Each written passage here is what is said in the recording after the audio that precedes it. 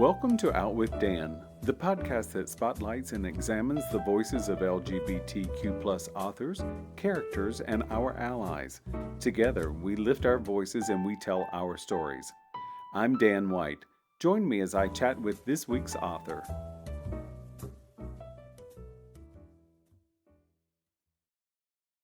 Hello and welcome back to Out with Dan. Today I'm excited to have a returning guest, #1 New York Times bestselling author, Lisa Gardner. Welcome, Lisa. Hi, Dan. It's such a pleasure to get to speak with you. This is our once a year extravaganza. Yes, it is. It is. I get my yearly fix, and I love it. So we're going to chat about You'll Be Sorry. This is Lisa's latest book, and So I told Lisa before we started recording that I know that she got a little feedback from some of her fans saying, why is Frankie not coming back? And then I told Lisa, but by the end of this book, I was like, Frankie who? Because I loved this. So give the audience an overview of what You'll Be Sorry is about. So this is my first standalone in really, I think, decades. And it's more, I had this concept of this young couple that in that mad phase of love, where it's almost more even lust than love. And you don't ask too many questions because you're just so obscenely happy, except then tragedy strikes. And now they're very aware of all the things they don't know about each other, but suddenly are now also too afraid to ask. So for their fresh start, they buy a dilapidated lodge in a remote town of New Hampshire that may or may not bear a startling resemblance to where I live in New Hampshire. And at this mansion, 30 years ago, in the middle of the night, an entire family of 6 disappeared in the blink of the eye. It's like one of those long-standing mysteries, cold cases. Kids double dog dare each other to step through the haunted house now. No one's ever been able to solve this mystery. And it's the town's kind of pain, too. We're picturesque. Bad things don't happen here. Well, except for that one night 30 years ago. So, right. We have this young couple, and they've taken over this kind of abandoned lodge with a tragic past of its own. And then arrives a mysterious dog, because readers all know how much I love dogs. And he leads them straight to a skeleton. But it's not one of the family of 6. And we're off and running from there. I loved that. Of course, I think every reader will assume that perhaps that one of those, that skeleton is one of the family, but it's not. It's a old historic death. Historic.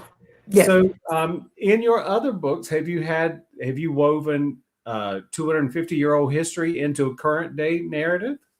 Wow, that's an excellent question. I don't think I've ever gone that deep. But one of the things I will say, living now for 30 years in a New England town, I'm from Oregon originally. So it's actually one of the things I love about New England. You live with history side by side. Yes. I'm a huge hiker, and I come across these abandoned hand-dug wells, which is, pivotal to this book. The stone walls, this used to be farmland that someone cleared once. The woods have taken it all over again, but these remnants are still there. You'll come across old, farm equipment, rusted out, in the middle of the woods kind of thing. And that you live hand in hand with that history. And for most towns, it's also still how they define themselves. There are the founding families. There are, the tensions you get from that too. And all of that just makes such rich fodder for when you're talking about a town with a lot of secrets. Well, yes, and I do think that in real life, just as in mysteries and thrillers, secrets are the one thing that kill the most people. Because, whether it physically kills you or metaphorically kills you, kills your spirit, kills your drive, whatever it is. But secrets have a way of stealing from us. And you are a master at hiding secrets in your books, Lisa. Does your husband worry about you? Sorry, I didn't mean to cut you off. No, but I often think the theme of this book for me, which I don't have when I start writing, is just it's a haunted book. This young couple that's haunted by not just what happened, but again, by all the things they're too scared to say to each other. You have a town that's haunted, forget 30 years ago. It's haunted by things that happened 250 years ago. Yeah. And the weight of that, to your point, when you're carrying these secrets, these baggage, the book features a young police chief who's taking over from her father, who investigated the original disappearance and never was able to solve it. And she talks about very specifically, she was 5 when this all happened, and she was an only child. But from that moment on, she pretty much grew up with the ghosts of 4 siblings in the house because her father had the family's photos everywhere. He was so desperate to try to solve it. So again, everyone in this book is haunted. I totally agree. And I, having grown up in a very small village in the South, I know that there are nosy neighbors and there are gossips, and there are people who tell stories as if they're true and they're not even remotely true. I had a neighbor that lived catty corner across from us. She wouldn't know the truth if she saw it in person. I mean, she would make up the most fanciful stories, and they were great yarns, but none of them were true. I do think settings can become their own character. In Sherford, New Hampshire, and its community, I thought a lot. I don't know if you ever watched it back in the day, the show Northern Exposure. That was, had all the eclectic and kind of uberly successful and unique genius people in the town of Alaska. My community is a bit like that too. We have 3 New York Times bestselling authors in a town of 1,000. I mean, that's already rather statistically improbable. We have a lot of retired CIA and intelligence officers and things like that. But everyone gets also pigeonholed, and everyone thinks they know everything about everyone. And it's like the town itself really is its own character, how we come together, what we think we know about each other, and the way we typecast one another. Oh, she's just so nosy. I mean, I have to say, I love the nosy sisters in You'll Be Sorry. The 2 kind of older, they know everything about everything, and they're just, I think they were a hoot. I enjoyed writing them so much. I did too. I loved them. And I'm like, and it's funny because they're twins as well, and they're almost as old as dirt, and it's funny because when Mandy, that's the new sheriff, asked them about this woman, Isla, is it Isla? Yeah. Isla. About, is she young? And they're like, well, compared to us, of course she's young, because they're 180 years old. But I love how already the town police chief is like, if you really want to know what's going on around town, here's these 2 sisters that are older than dirt. I'm going to go talk to them. Yes, and I'll know everything. That's right. It is so true. And, we also know who the bad people in town are and who the good people. We know who to ask for the truth. Yeah. You didn't ask Ellen for the truth. She never knew the truth. But you would ask someone else, and you knew you would get the correct answer from them. Yeah. And I love the fact that Theo and Raquel, are so close and yet so far apart. Yeah. I really felt it was a love story. But absolutely. It's them trying to figure out how to do that. Yes. And I loved Theo, of all the heroes I've written, so to speak, because he does come across as just this giant puppy dog. Yes. And everyone, he's so boyish and he's so enthusiastic. And I love Raquel's kind of moment where she starts to realize, she's cold, she's reserved, she's, like that dagger through the heart kind of strength, but realizing he's actually the guy that makes it all worthwhile. I mean, she'd, kill everyone and their mother to survive the apocalypse, but he's the one that would open the nightclub and have everyone dancing. And you need that too. And that really is a strength. You disregard him at your own peril. Oh, right. Well, and I think, also you imbued him with some other attributes. He's very wise and intelligent. Yes. And he makes good money. And I think those are the things that a lot of people have, those qualities. There are so many wonderful, wealthy people who are also very giving and loving and kind. And of course, we know they're the other kind. They're around every corner. So, but I just love the fact that you could tell that you as the author were in love with these 2 characters. They came to me first, and I never plot. And that whole prologue, which we all mid-action, they're like running through the snow and there's blood and bad things are happening. That's what came to me first. And I just knew this couple, except I didn't know them, but I wanted their story was going to be so good. So I had to sit down and write You'll Be Sorry just to understand what was going on with them. And because I so needed them to figure out how to be happy and in love, it was just necessary for me. Well, it was for this reader as well, because I mean, honestly, Lisa, that prologue caught me by the throat, and it was like, holy cow! And then, of course, the prologue is so darn good. I had to read the whole book, because you want to know what happens, and of course, Yes. that's the best thing about reading thrillers. Yeah. So, what book number is this?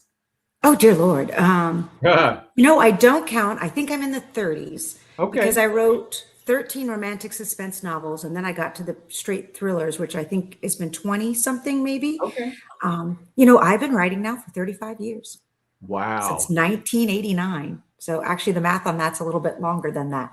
Let's say I've been 37. writing for 3 years. I am There you young, go. and I I mean, knew it. number one, you were only born 38 years ago, so you came out writing. I love that. That's right. Let's go with that story. Yes, You're good I'm at this, going to Dan. go with. I'm going to run with it. I'm going to tell it too. So, give us a little bit about who Mandy is. So I've always written police procedurals. And when I started out writing this book, I really was thinking the young couple, the small town, historic crime. But you really do need, someone who's kind of an agent for the town and who's moving things forward. And it's like, well, okay, I mean, I'll do the police chief. And I was interviewing with my police chief who, in small towns, you get a lot of retired officers. Like this is their second career. But I just love the idea because again, this kind of everyone's being haunted. Well, what about the daughter of? What if someone who was a kid when the original crime happened, but is haunted almost like secondhand because she grew up in the aftermath with it. These kids who disappeared were around her age and they were there and then they were gone. I mean, that's a particular kind of wound in an entire community that affects everyone differently. And she watched her own father work this thing into the grave. And so when this young couple shows up, the police chief, Mandy, she still knew herself. She has a lot to learn. Her big things is what would my father do? That's kind of how she's guiding her way along. And I think the book becomes a real growth for her to really starting to claim this, this is my town. I do want the truth and this is my community and I will protect it at all costs. And I think that's just a lovely arc to watch her go through. I agree, and I think every reader will fall in love with Mandy as well. I mean, she's a lovable, kind-hearted person, and she does want the best. She's that person that we would like to see in law enforcement. If they have to knock on your door for some reason, let them be a Mandy, because that's what you want, somebody who's part of the community, but someone who also understands. It was really interesting talking to my own police chief, Chris Purley, who I'm very indebted to for this book. His real emphasis on small town policing is community policing. It's being out in the community at all times. It is, they don't even have a real office here. Mandy gets kind of lucky with an office in the town. But the whole point is, if we're doing our job right, we're not sitting behind a desk. And it's not issuing a ticket or infractions. These things do happen, especially in a tourist town. You get things like that. But it's also proactive community policing. It's knowing the elders you want to make sure you're touching base with. How are you doing wellness checks. If there's bad weather, again, checking up. Around here, we get shut down in the winter with blizzards. So knowing who in the community. Do you have enough oil and propane? Do you need lanterns? Do you need food? And just talking to him. And you can do this on a small scale, but this is what also policing used to be. It's about the overall well-being of the community. It's not just like crime and punishment. That's right. And I think that makes the community thrive and grow as a whole. And I do think I live in Los Angeles now, I think that is something we sorely lack here. You either see a police officer inside of a cruiser, yeah, or behind a glass wall. There's no real contact with policemen unless you know them personally, unless they're out to arrest you or serve a warrant on you. But then you don't really know them then either because they have a job to do. So there's no connection with the community. Even though the car says they're here to protect and serve the community, they don't serve. And you can do that on a small scale. But like one of the things they do that I thought, wow, if we could do this in every community in America, it'd be so much better.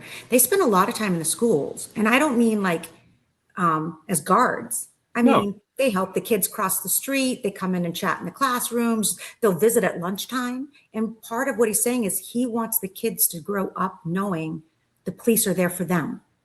and to feel comfortable approaching a police officer and feel like they have a connection and the police work for them. Can you imagine if we could do that in inner cities? Can you imagine if we could do that at scale? So, kids could grow up feeling like the police aren't the enemy or even, again, up high punishment.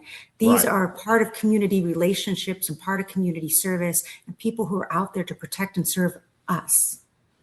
Totally agree. So is it Lisa Gardner for mayor next? Oh, we don't have a mayor. We have like a town committee, and that part is still. I mean, anything you govern by committee, I bless them for that. That's one thing you bring up in your book about how it's policed by a committee, and or run by a committee, and I always think that's a little difficult because you get fractions that way and not a clear leader maybe. So what I love about You'll Be Sorry, because I've done all these big city books, Boston for the Detective Dee Dee Warren, and Frankie Elkin is generally going to a major city to find a missing persons. But it was really fun to set a book in a small town because we do function very differently. And because I'm in a small town, our town budget is by town vote still. Once a year, every member of the town shows up in town hall, and I talk about it in the book. Poor Mandy, while she sits up there on the stage as the police chief, all of the town folks, all 100 of them, vote whether she could get a raise or not. I mean, it's very dial direct governing. And so I hope readers will kind of enjoy that. Like, this is an insight to really, these things still happen. This is still small town life in a lot of places in America. Yes, it is. The little village I grew up in had around 400 people when I was little. It still has around 400 people now. Somebody dies, somebody moves in. It's somebody gets married, has a child, somebody dies. But to them, that's their world. Yeah, and they do need to feel like they're part of it and not just answering questions all the time. Yeah. So now it's time for some silly questions. What's your favorite cereal? My favorite cereal? Yes. Oh my gosh. Apple Jacks. We weren't allowed it when we were kids, so my brother and I would sneak it any chance we had. Well, I ask you that because Mandy says that cereal is okay for supper or dinner. Yes. And I'm like, what is yes, it? She's eating Captain Crunch, which we would Yes. steal all the time in college. You could, they had a big dispenser, so we would fill like cups with it and take it back to the dorm room. So I do like Captain Crunch as well. So do I. And it's funny because I rarely have cereal in the apartment. However, when I'm on vacation, the first thing I go for at the breakfast bar is a bowl of cereal because I'm like, I don't eat it at home. So, and then yesterday, to sort of share a little bit of, I guess I was channeling you in my real life yesterday. I made split pea soup yesterday. And I'm like, I love split pea soup. So do I. And I was like, oh my God. So it's funny. I got up yesterday morning and I said, I'm going to have split pea soup. It was on the stove. And I get to that part where Mandy says to Sam, you should get the split pea soup. And I'm like, oh, dear Lord, Lisa and I are connected. I love it. So are you doing a tour with this book? Yes. The book comes out August 4th, and I'll do my hometown event as I always do, which I love. And we'll have tacos this year, books and tacos. What more could you ask for at Ledge Brewery? And then I'll hit the road for really a New England tour. The furthest stop, which I'm very excited for, will be in Fredericksburg, Virginia for Tales and Tales Dog Book Cafe. And there's actually a litter of Lisa Gardner puppies, 9 puppies, and they will be available for adoption at the event. And the entire day will be a fundraiser for the Old Dominion Animal Shelter. And you can go to social media. The pictures of these puppies, they are so cute. I haven't broken it to my dogs yet that they might have 9 siblings in a couple weeks here.